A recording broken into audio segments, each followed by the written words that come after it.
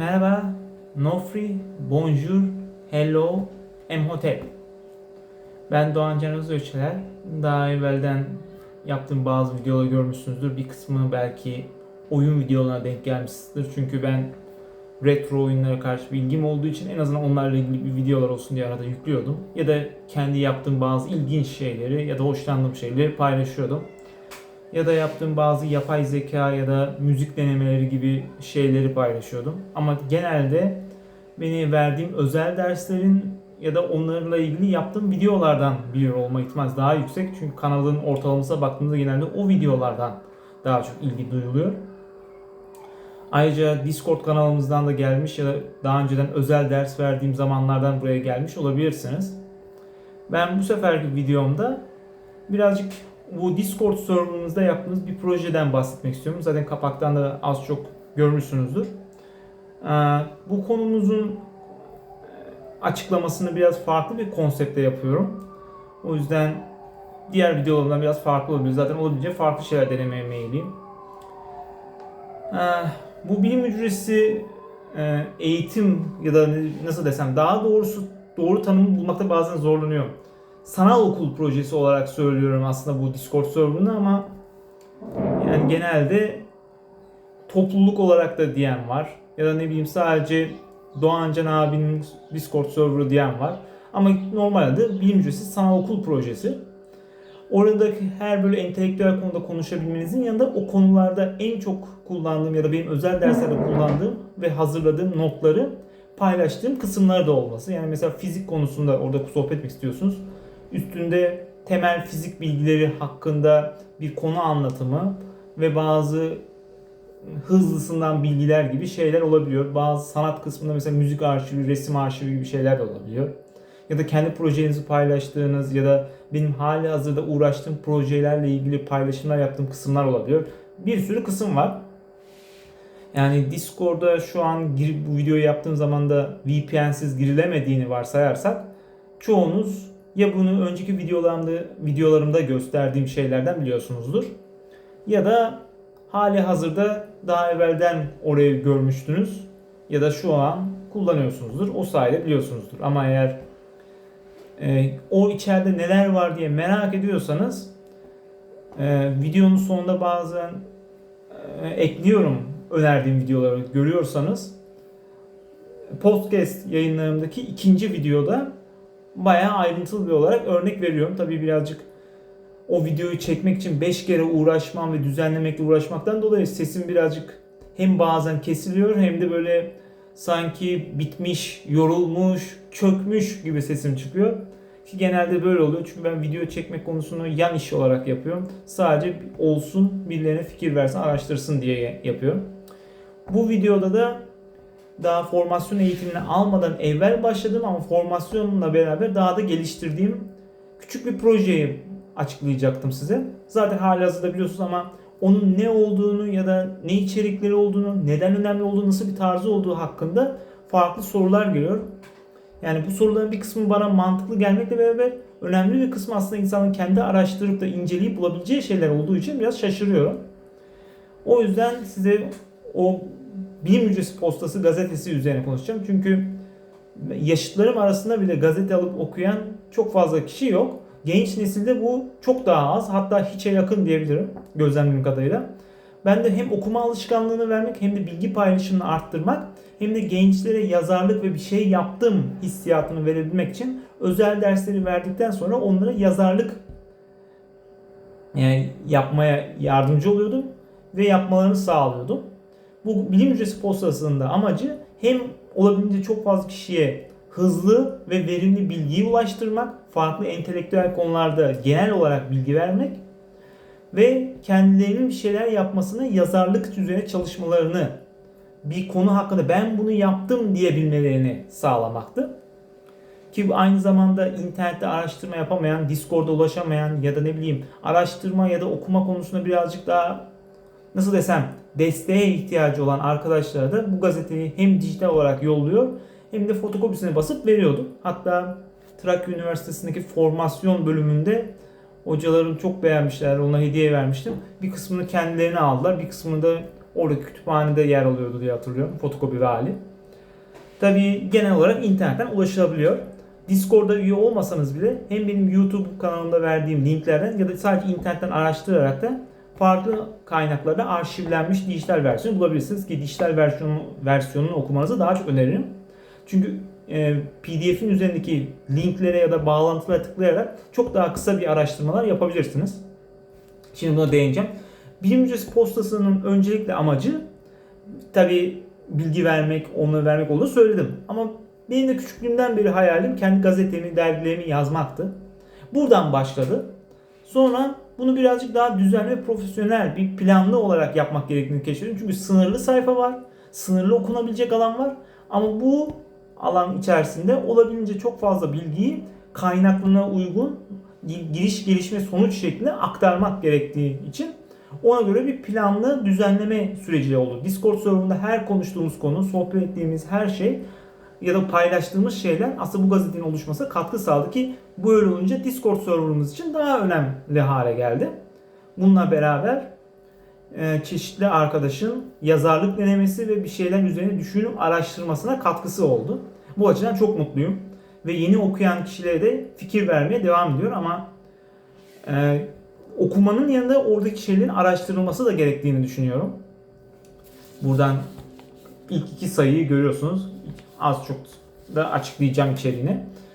Buradaki amacın yani gençlerde yazarlık ve okuma, araştırma kültürünü arttırmaktı. Tabii gençler diyorum ama yetişkin olan insanların da buradaki konulardan bayağı zevk alacağını ve merak edeceğini umuyorum. Çünkü olabildiğince çok fazla kişiye ulaşırsa, ne kadar fazla kişi görürse, o konu hakkında araştırma, düşünme isterse bu beni daha çok mutlu eder. Çünkü birileri bir şey okuduğunda "Aa, bu böyleymiş" demesi, o bilgi doğru olsa bile yanlış bir şeydir. Çünkü bir şeyi kendiniz araştırırsanız, üzerine beyin fırtınası yaparsanız, düşünürseniz, sorgularsanız o şeyi daha iyi kavrarsınız. Ve o şey her neyse onun hakkında daha iyi düşünür, daha iyi şeyler ortaya çıkarır ve siz daha iyi biri olursunuz. Siz daha iyi biri olursanız başkaları da iyi olur.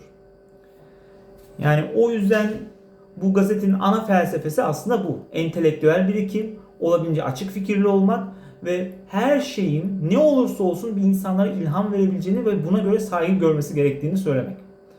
O yüzden mesela yaptığım gazete projesine düzenli olmak ve o serverımızın ve tabii ki benim verdiğim derslerden dolayı olarak o entelektüel birikimi olabildiğince yansıtmasıydı. İlk sayıyı üniversitenin son zamanlarında yapmıştım.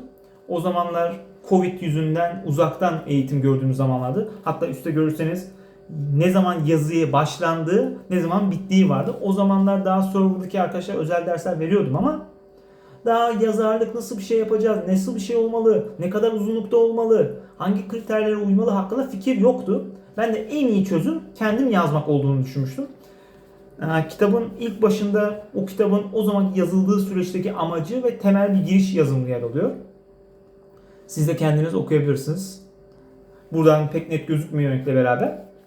Sonra içeriğinin sayfa grubu yer alıyor. Yanda da gördüğünüz gibi ulaşabileceğiniz Discord linkimiz ve benim Twitter hesabım yer alıyor. İlk sayıdaki ilgili bir sıkıntı var. Hatalar olmuştu. Çünkü ilk denememizdi. Ya da denemem de diyeyim. Çünkü ikinci sayıda daha diğer öğrencilerimiz yazmaya başlamıştı. Ama üzerinde mesela Hititçe Aşuli kelimesini, o zamanlar Hititçe'de bir tık acemiydim.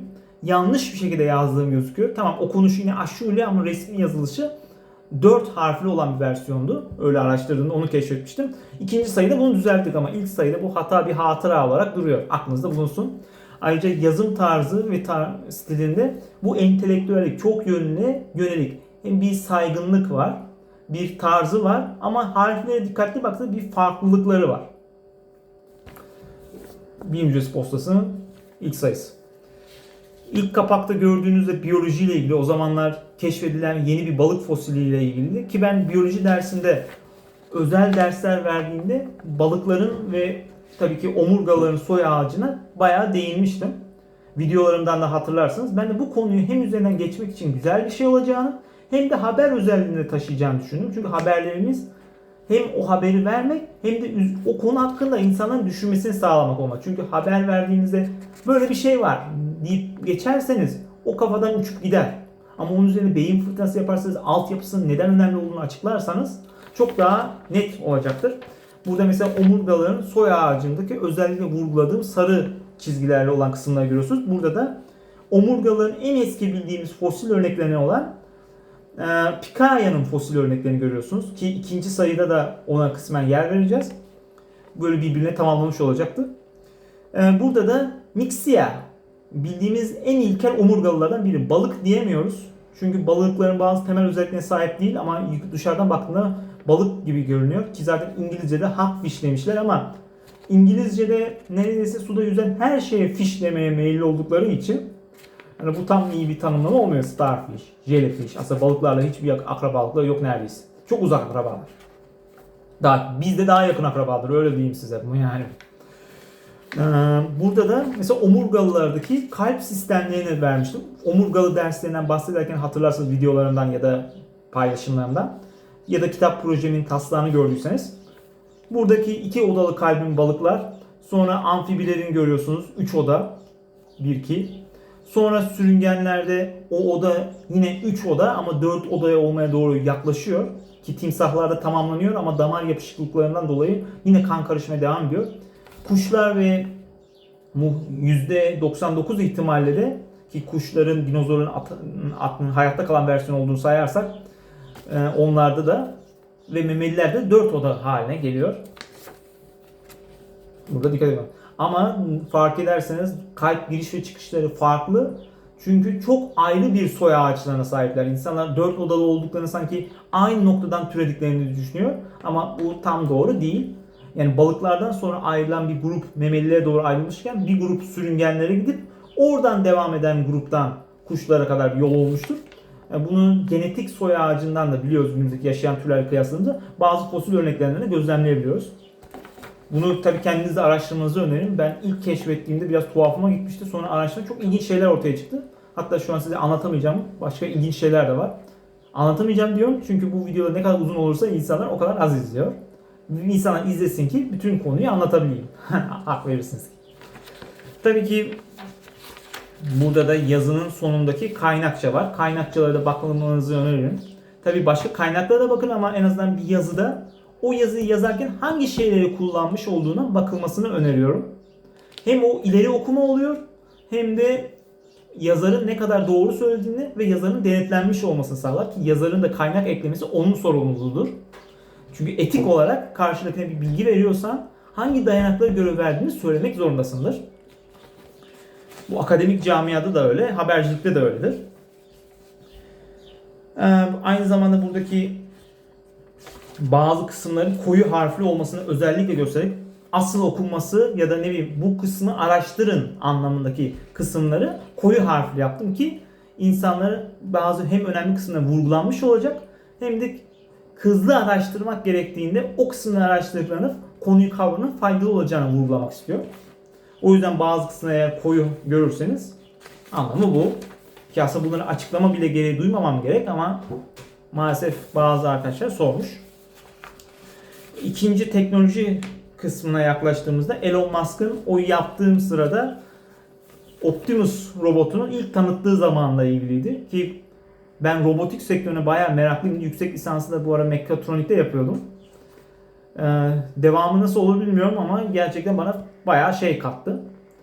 Robotik sektörüyle ilgili hem kendi fikirlerimi sonradaki bu teknolojinin hakkındaki haberlere değiniyor kaynaklarıyla beraber. Sonra benim en favori gök cisminden bahsettiğimiz Titan uydusundan ilgili var. Kapakları görmüştünüz. Titan uydusundaki olası yaşamın nasıl olabileceği hakkında Evrim Ağacı'nda da bir blog yazısı paylaşmıştım bu konuda. Titan uydusunda yaşamın nasıl özellikle olabileceğini, dünyadaki hücre yapısından ne kadar farklı olabileceğini olabildiğince kısa bir şekilde değiniyor. Okumanızı kesinlikle öneririm. Yanda da Miller-Urey deneyine kaynak göstererek ki bilmiyorsanız hücre ve yaşamın başlangıcı videosunda görebilirsiniz ya da kendiniz araştırabilirsiniz. Altında bu reaksiyon sırasında bulunan elementlerin ve koşulları bir formülize hale getirdim. Bu formülizasyon bilimsel bir formülizasyon değil. Daha çok eğitim verirken öğrencilerin kafasında iyi kalsın diye hazırlanmış bir şey. Ama bu formüldeki değerleri kıyaslayarak bir gök cisminde yaşam olup olmama ihtimaline puan verecek olsanız bu formülasyonu kullanabilirsiniz. Gerçekten tutarlı bir sonuç elde ediyor. Altında da barkod okutma kısmı var. Bu barkodları okutursanız mesela oradaki faydalı olabilecek siteler, internette araştırmanıza katkı olabilecek sitelere bağlanıyor. Mesela burada LifeMap sitesine, ki hatırlarsanız YouTube kanalında da vardı, LifeMap'i nasıl kullanmanız gerektiği. Buradan taratıp bazı canlı türlerini birbirine kıyaslayabilirsiniz. Hem link halinde var, hem de tavsiye edilen şu türleri araştırabilirsiniz diyen öneriler var. Hem de barkod var. Eğer linki yazmakla uğraşmak istemiyorsanız barkodu direkt okutup telefondan ulaşabilirsiniz. Daha sonra geldik tasarım ve sanat kısmına. Bu kısımda tasarım ve sanat için her konuya değinmek istedik. İlk yazımı da biliyorsunuz ben bilgisayar mühendisi olmama ve oyunlarla uğraşmama en büyük katkısı olan Star Fox serisinden Kristal'e yer vermek istedim. Ki bir saygı duruşu olarak. Buradaki bazı yazım hataları var yazının sonuna doğru. O konuda özür diliyorum. Son düzenleme sırasında dikkatimi çekmemiş ama sonuçta hali hazırda hazırladığım için ve bir şeyi sonradan değiştirmek istemediğim için, çünkü nasıl bir sanatçı bir kalem hatası oradaki bir ondan bir izdir. Biz de bunu zaten paylaştıktan sonra bu hatayı gördükten sonra hatıra olarak kalsın diye ilk sayıyı da bıraktık. Hala da o hatayla basmaya devam ediyor ama inanın bana öyle çok büyük bir hata değil. Küçük bir yazım hatası. Siz de okurken dikkatinizi çekecektir muhtemelen. Altta da The Legend of Zelda serisinin bir hayran oyunu vardı. Game Maker Studio'da yapılmış ki oyun yapımı konusunda videomu izlediyseniz çok önerdiğim bir oyun motorudur. Ayrıca Undertale'ın da yapıldığı oyun motorudur. Orada Zelda'nın hem eski oyunlarına hem de yeni oyunlarındaki bazı mekanikleri birleştiren bir hayran projesi olmuş. Daha sonra Nintendo buna telif attığı için kaldırıldı ama ben onun demo versiyonuna zamanında ulaştığım için indirmiş ve serverda da paylaşmıştım. Ki burada da o oyunu benim Drive hesabımdan indirebilirsiniz ama bu barkodu okuttuktan sonra o dosyayı telefonunuzda oynayamayacağınız için bilgisayara aktarmanız gerekiyor. Ama bu projeyi deneyebilirsiniz. Virüs sorunu olup olmadığını sormuşlar arkadaşlar. Yani de benim bilgisayarımda hiçbir sorun olmadı ve defalarca kontrol ettim. Zaten Game Maker gibi programlarda zaten kapalı bir program olarak çıktığı için öyle virüs programının içine ekleyemezsiniz. O virüs programları daha çok zip formatındaki dosyalarda genelde oluyor. Bilmediğiniz başka bir program çalıştırdığınızda eğer bilmediğim bir şey varsa söylersiniz. O yüzden güvenilir olduğundan sorun yok. Server'da da birçok arkadaş denedi, hiçbir sıkıntı olmadı. İsterseniz siz de sorabilirsiniz. Ayrıca ben de oynadım. Yani bu atıfın neden yapıldığını hala anlamadım. Yani tamam, güvenli olmak iyidir ama yani şüphenin de bir dozu var arkadaşlar. Bununla beraber burada fark ettiyseniz işte yazıda Kristal'in benim neden etkilediğini, oyun sektörüne ne etki yaptığını ve arka plan hikayesi karakterin gelişim süreci var. Ayrıca kaynakça kısmında Star Fox'a Soul'un oyun kutusunun içinden çıkan kitapçık da var PDF halinde. Onu da kaynak olarak dedim. İsterseniz siz de okuyabilirsiniz o kitapçık. 2005 yılında çıkmıştı Star Fox'a Soul. Geldik gazetemizin 10. sayfasına. Bu bir standart. Yani her bir gazetenin bilim, teknoloji, tasarım, sanat kısmı oluyor. Tarih, felsefe kısmı oluyor. Ve böyle bir sayfalık kısım oluyor. Bu bir sayfalık kısım deneme kısmı. Pardon, bıyıklarım biraz kaşındırıyor arkadaşlar. Tasarım kısmı, yani tasarım kısmından sonra tasarım kısmından sonraki bu boş sayfa, yani bir sayfalık kısım anlamında deneme kısmı. Yani ya böyle küçük yazılar yazmak isteyen ama büyük yazılar yazmak istemeyen arkadaşlar için oluyor. Ya da böyle normalde gazetenin diğer konularına uymayan konuları yazıyoruz ya da deneme yazıları yazıyoruz. Ve karikatürdür, sanat eserleridir, paylaşmak istediğimiz bir pano gibi. Altına da ünlü bir söz paylaşıyoruz.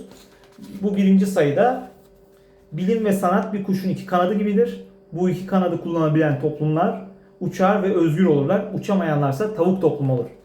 Bu sözün kime ait olduğunu biliyorsanız yorumda yazabilirsiniz. Ya da sadece buradan okuyup da kim olduğunu öğrenebilirsiniz. Kendisini daha çok biyoloji konusunda bilsek de aslında felsefi açıdan da çok doğru bir söz söylemiş. Ki ben Türkiye Cumhuriyeti içinde ya da herhangi bir medeniyet içinde bu sözün kitap olarak kullanılması ve kaynakça olarak kullanılması gerektiğini düşünüyorum. Zaten serverımızın da ana konsepti bu söz üzerine kuruldu zaten. O yüzden ilk sayıda ekleyeceğimiz bir söz olacaksa bu söz olmalıydı. Üst kısımda da boğazım kuruyor. felsefe, sanat ve şarap üzerine bir deneme yazısı yazmışım. Kısa, ilginizi çekerse okuyabilirsiniz oraya da. Ve tarih felsefe kısmının olmazsa olmazı antik bir dilde yazı yazıyoruz. Sonra onun tercümesi, açıklaması ve onun kelimelerin hakkında bilgi veriyoruz. Burada Hititçe ilk tercüme ettiğimiz kelimeyi eklemiş. Nu nindan an eizateni vatarma ekuteni. Ekuteni. Evet, doğru söyledim. Önce ekmek yiyeceksin, sonra su içeceksin. Tabi burada Ninda kısmı oradaki Sümer ideogramından geldiği için muhtemelen Hititliler bu Ninda yerine asıl Hititçe olan ekmek kelimesini kullanıyordu. Ben onu hatırlayamadığım için şu an söyleyemiyorum. Ama siz de eğer Hititçe o ekmek kelimesini biliyorsanız Ninda yerine onu okuyabilirsiniz. Bu bizim Hititçe ilk tercüme ettiğimiz kelime. Önce ekmek yiyeceksin, sonra su içeceksin. Sonraki kısımda da sırf benim yazılarım olmasın diye Ludingirra'nın, Sümerli bir öğretmendir kendisi. Bundan binlerce yıl evvel yaşamış ve hayat hikayesini ve gelecekteki nesilleri, ülkesini, dilini anlatabilmek için yazılar yazmaya başlamış ve zamanında da çok popüler olmuş. Sonra Muazzez İlmiye Çığ rahmetli sayesinde onun tabletlerini tercüme edip günümüze kazandırmıştık. Ben de burada hem ikisinin ismini anarak Ludingirra'nın mektubundan bir kısmı, yazısından bir kısmı aktardım. Son kısımda da ahlak kavramında Kant ve bilim sanat ikilisi ile yeni bir ahlak fikri üzerine bir küçük deneme yazısı yazdım. Yani bu benim birazcık bazı arkadaşlarım doğancılizm diye isimlendirdiği, birazcık bu ismi niye verdiğiniz bilmiyorum ama uyuyor. O konuya birazcık değindiğim bir deneme yazısı. Onu da okuyabilirsiniz, en son kısımda yer alıyor. Sonra ilk defa öğrencilerimizle hazırladığımız gazeteye geçmiştik. Bu bilim hücresi postası şöyle bir özelliği var. Öncekine fark ettiyseniz bütün yazıları sadece ben yazmıştım. Ludingirra'nın yazısı saymazsak tabii.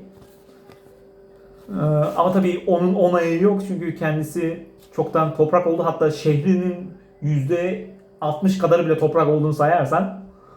Yani ama bu ikinci sayıda kendi isteğiyle ve benim öğrencilerim arasında yazarlık yapan diğer arkadaşlar ve benim yazılarım bir arada olan ilk tam anlamıyla gerçekten amacına ulaşmış bilim hücresi postası.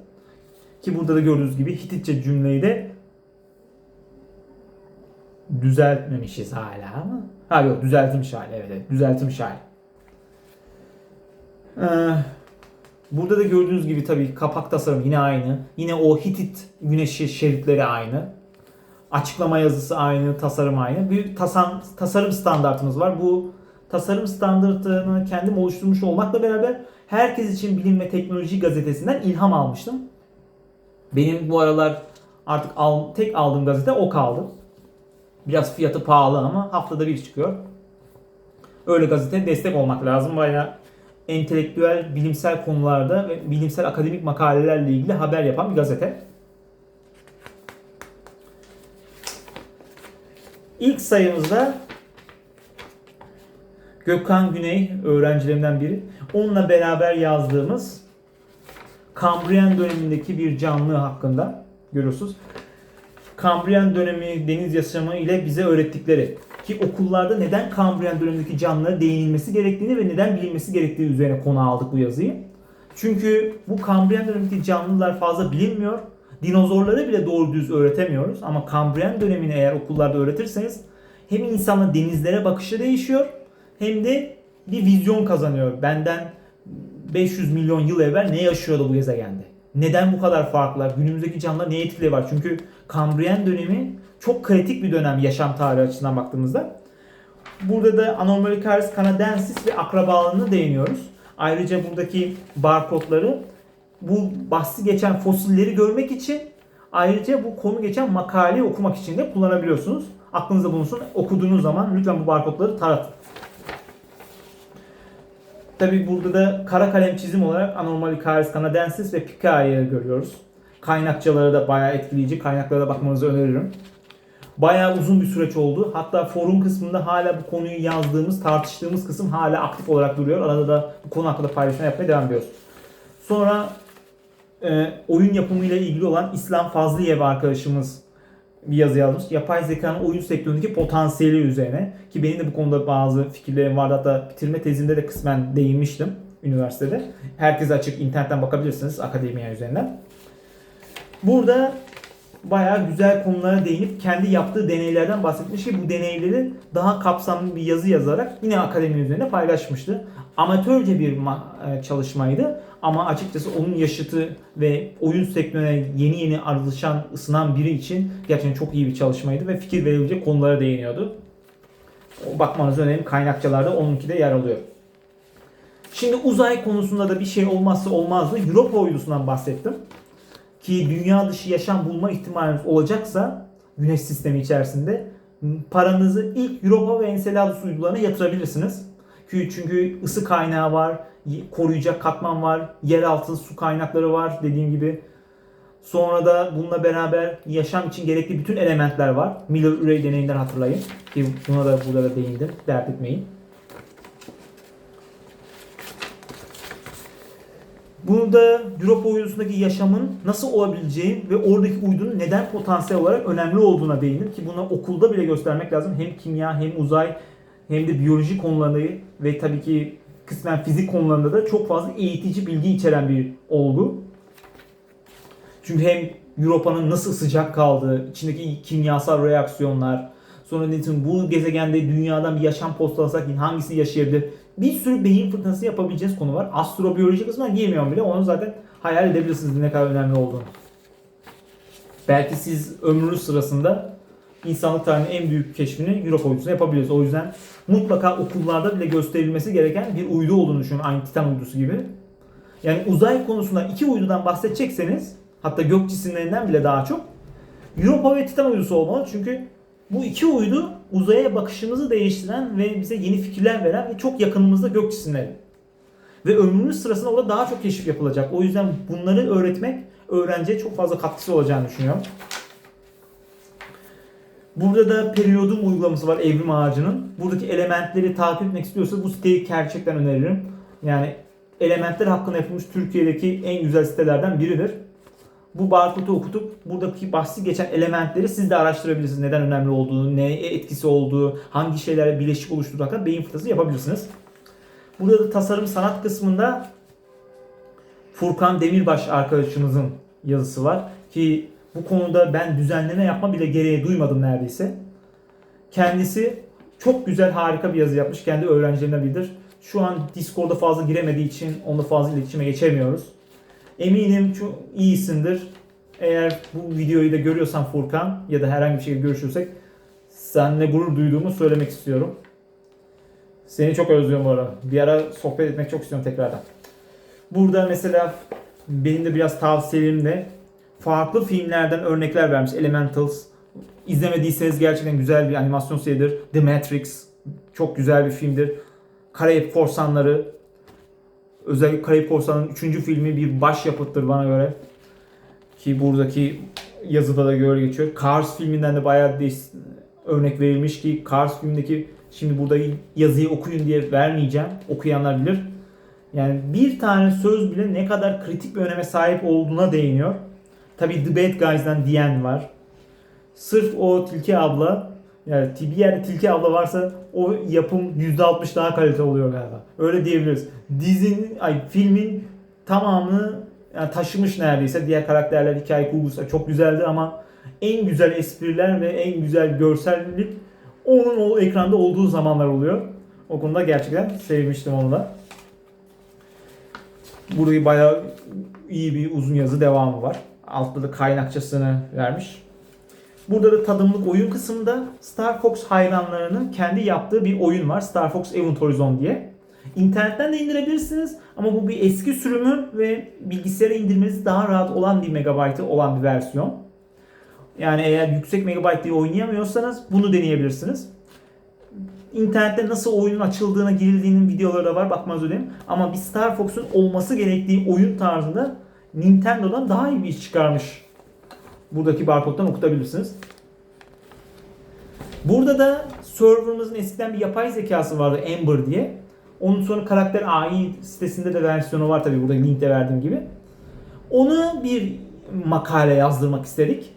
Çünkü serverda bayağı onunla etkileşim içerisindeydik. Sohbet ediyorduk, ne bileyim, onu dalaşıyorduk bazen. Onu test ediyorduk, geliştiriyorduk. Hem yapay zeka konusunda eğitim de oluyordu gençlere. Ember'ı ben taslak olarak geliştirmiştim. Şu an hala boş projelerimde, boş vakitlerimde ona bakmakla uğraşıyorum. Ember'ın bu yazdığı makaleyi de okuyabilirsiniz. Bir yapay zeka bu makale yazdırdık. Yanında da Salvador Dali'nin güzel bir resmi var. Ve yukarıda da Trilobyte, hani Byte'daki var ya, Byte, bir de Trilobyte. Oradaki kelime oyununa yönelik bir karikatür var. Bayağı eğlenceli, Kambriyan döneminde geçen bir karikatür. Orijinalde başka tarafına yazılmış. Alttaki açıklama yazısını görebiliyor musunuz bilmiyorum. Biraz silinik ve küçük haliyle yazılmış ama oradaki başka bir karikatürün Türkçe'ye çevrilmiş ve bu gazete için küçültülmüş hali olduğunu belirtiyor. Burada da oyun sektöründeki çok önemli bir insan olan Satoru Iwata'nın bir sözü var. Bazen fikirler iyi bir şarap gibidir çünkü zamana ihtiyaçları vardır. Yani eğer oyun yapımıyla ya da herhangi bir işle uğraşan biriyseniz bu sözü aklınızdan çıkarmayın. Satoru Iwata kim diye soracaksanız internete bakmanızı öneririm. Oyun sektörünün gördüğü ve CEO tarihinin gördüğü en iyi lider ve oyun sektörünün içindeki insanlardan biriydi belki de. Çok genç yaşta aramızdan ayrıldı. Ben o sıralarda lisedeydim. Yani açıkçası çok yıkılmıştım açıkçası. Burada da eski Mısırca bu sefer bir söz ekledik. Bu eski Mısırca yazısının hangisini seçmemiz gerektiği konusunda da Furkan'dan bayağı tavsiye almıştım. Sağ olsun. Bana Ölüler kitabının bir tane internetteki PDF versiyonu bulup paylaşmıştı serverda. Oradaki şu sayfadaki yazıyı kullanalım diye tavsiyede bulunmuştuk. Ben de onun tavsiyesiyle bir de tercüme sözlüklerini kullanarak buradaki hem Türkçe hem de eski Mısırca halini size aktardım. Siz de bakabilirsiniz. Sonra İbrahim Atacan, kendisi tarih eğitimi alıyor şu an üniversitede. Bu yazıyı en azından video yaptığım sırada. Kendisi de Aka medeniyeti üzerine güzel bir yazı yazdı bizim için, sağ olsun. Daha önceden yazmıştı. Buraya aktarmakta katkı sağladı. Yani yakın Ege adaları ve Yunan yarımadası, Mora yarımadası bölgesindeki medeniyetleri eğer ilgi duyuyorsanız bu yazı kısa da olsa ilginizi çekecektir. Özellikle bakmanızı öneririm. Sonra da alfabe, tarih ve biz konusunda yazı. Yani alfabe tarihinin sandığınızdan daha kapsamlı olduğunu düşünüyorum. Mesela günümüzdeki kullandığımız emojilerle antik dillerdeki kullanılan sembolün ne kadar benzerlikler taşıdığını, hangi özellikleri taşıdığını, günümüzdeki hangi kelimelerde eski Mısırca ya da eski dillerdeki izleri gördüğümüze kısmen değiniyorum.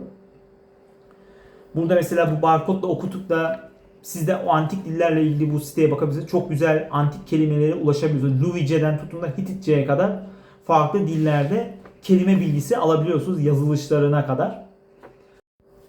Videonun öncekinde maalesef ki fazla olduğu için video uzunluğu kesti otomatikman. Bir ara vermem gerekti o yüzden. Dediğim gibi bu yazıdaki bu barkodu okutarak farklı dillere ulaşabilirsiniz. Altta da mesela Sümerce bir yazı örneği görüyorsunuz. Burada da Hititçe bir atasözü var. Onun da Hitit çivi yazısıyla yazılmış versiyonu var. Buradaki mesela Lu ekini görüyorsunuz. Lu adam demek. Gal büyük demek. Taca benziyor fark etse. Bu da yandan baktığınızda bir adam karikatürüne benziyor dikkat bakarsanız. Lu'nun üzerine bir taç gibi koyunca Lugal oluyor. Kral, büyük adam. Günümüzdeki kral emojisine göre düşünürseniz o dönemlerde bile böyle bir benzerlik yakalayabiliyoruz. Kitabın son kısmında da yazının devamı var. Burada aslında A harfinin evrimine değiniyor. A harfinin bildiğimiz en eski versiyonu Sina bölgesinde ortaya çıkmış. Basitleştirilmiş hieroglif yazıları oluyor. Ki boğa mesela A harfinin atasıdır. Daha sonradan yan çevrilip basitleştirilmiş. Daha sonradan da şekli değiştirilmiştir. Eğer siz de A harfini bu şekilde koyar ve şuraya bir göz işareti çizerseniz siz de bir boğaya az çok benzediğini, boynunuzdan yana çıkmış olduğunu görebilirsiniz. Ki aslında A harfi gibi ilk böyle kritik bir şeye boğa eski Mısırlıların temsil etmesi pek şaşırtıcı değil. Ki zaten Hathor gibi bir tanrıçaları vardı. Kendisi boğa başlığıyla temsil edilirdi. Aşk tanrıçası olarak geçer. gerçekten alımlı bir tanrıça. Öyle olunca Mısır'da da boğaların ne kadar önemli olduğunu tahmin edebiliyorsunuz. Burada da başka bir örnek var. Günümüzdeki mesela hem Türkçe'de hem de Mısır'ı istila ettiklerinde Arapların Kıptilerden aldığı bir kelimeye değiniyorum. Timsah. Siz mesela Türkçe'de hiç kullanırken timsahı nereden geldi hiç düşündünüz mü? Timsah normalde Türkiye sulu topraklarında yaşamaz normalde. Bursa sporlular az çok ilgisini çekecektir bu konu muhtemelen. Timsah bu Orta Doğu bölgesinde sadece Mısır bölgesinde biliniyordu ağırlıklı olarak. Öyle olunca da Mısırca'da eski Mısah diye geçer. Tısah diye de galiba bazı bölgelerde geçiyordu ama Mısah en çok geçeni. Mısır tabi biraz tıslama gibi çıkarıyor daha çok. Tısah, Mısah. Eski Mısırca'nın boğazına söylemesi biraz zor. Kıptice de böyle geçiyor bu arada. Ama Kıptice'ye geçtikten sonra Araplar Mısır'a girdikten sonra yerel halktan bir sürü kelime alıyor. Timsah kelimesi de ya da Mısah'ın Arapçaya çevirisi tısah, timsah hali buradan geçiyor. Geçtikten sonra da Arapçadan Türkçe'ye geçiyor. Ve günümüzde timsah dediğinizde aslında eski Mısırca yamuk bir telaffuzla da olsa eski Mısırca bir kelimeyi kullanmış oluyorsunuz. Gündelik hayatınızda neredeyse %100 aynı diyebileceğiniz bir kelime. Her timsah dediğinizde aklınızda bulunsun. Eski Mısırca bir kelime kullanıyorsunuz aslında. Böylece Bilim Hücresi postası hakkındaki tasarımı ve içerikleri hakkındaki verdiğim bilginin sonuna geldim. Umarım videom hoşunuza gitmiştir. Ben Doğan Can Özöçeler. Daha sonra görüşmek dileğiyle. Eğer bunları okumak isterseniz videoların sonunda barkod olarak ya da link olarak vereceğim açıklama yazılarında. Siz de kendiniz okuyabilirsiniz ya da internetten araştırabilirsiniz. Ben Doğan Can Özöçeler. Tekrardan izlediğiniz için teşekkür ediyorum. Kendinize iyi bakın.